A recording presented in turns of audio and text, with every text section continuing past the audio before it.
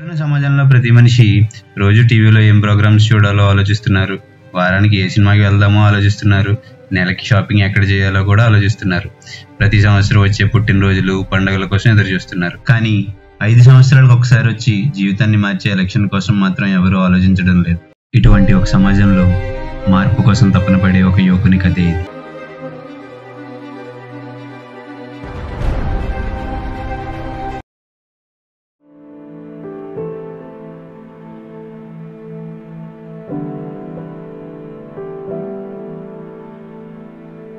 ఏంటి అసలు కాంప్లెక్స్ బయట తిరుగుతున్నట్టు అలా తిరుగుతున్నాడు.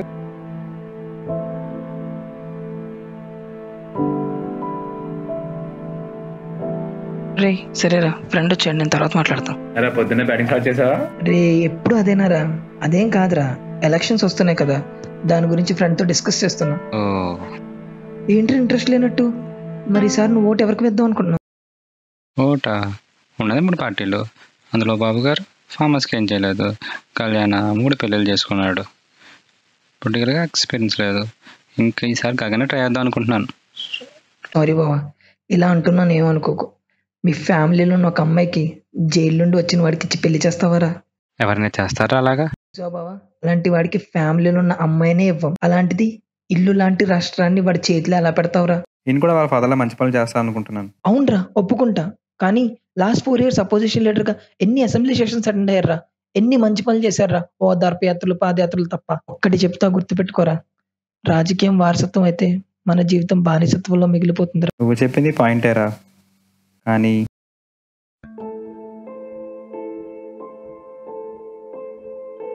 చెప్పరా. వస్తున్నారా? వచ్చి మాట్లాడదాం.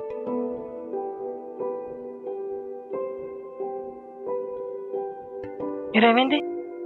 అవసరం రూమ్ కాల్ చేసామన్నాడంటరా. ఎందుకు? నా గర్ల్ ఫ్రెండ్ రూమ్ రావడం చూసాడంట. నా పర్సనల్ మాట వాడికి ఎందుకురా?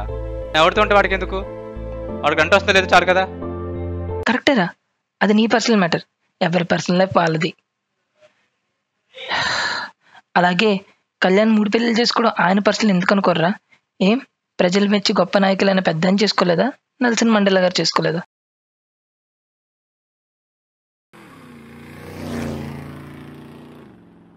కేటీఎల్లా ఉన్నాడు రా.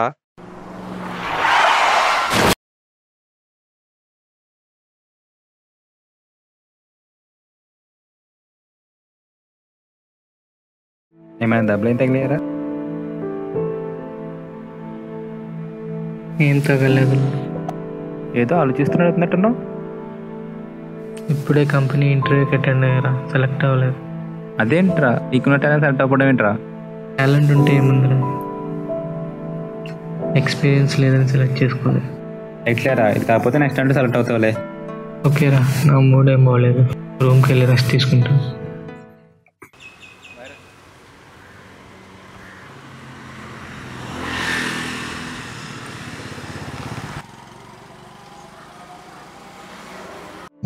చూడరా, ఎంత టాలెంట్ ఉన్నా ఒక అవకాశం లేనిది అనుభవం బయటికి రాదు కదరా.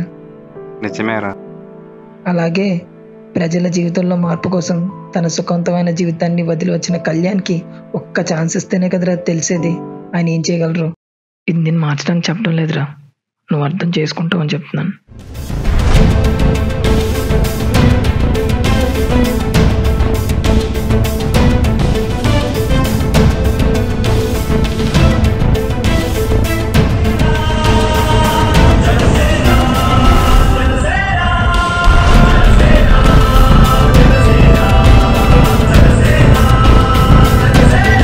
మీరు ఓటు వేసే ముందు వాళ్ళు ఏం చేశారో చూడండి, ఒక్కసారి మేనిఫెస్టో చదవండి. మీరు ఎందుకు ఓటు వేద్దాం అనుకుంటున్నారో మీ మనస్సాక్షికి చెప్పండి, చాలు.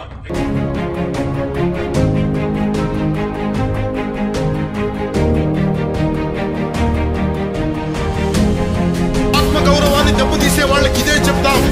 సముద్రం ఒకరి కాళ్ళ దగ్గర కూర్చొని మరగదు, తుఫాను గొంతు చిత్తం మనడం మెరగదు, పర్వతం ఎవడికి వంగి సలాం చెయ్యదు.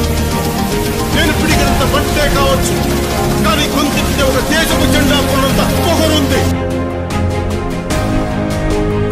పవర్లో లేనప్పుడే ఇన్ని మంచి పనులు చేస్తే ఇంకా పవర్లోకి వస్తే ఇంకెన్ని మంచి పనులు చేస్తాడో ఒక్కసారి ఆలోచించండి. Vote for Janasena, vote for a change.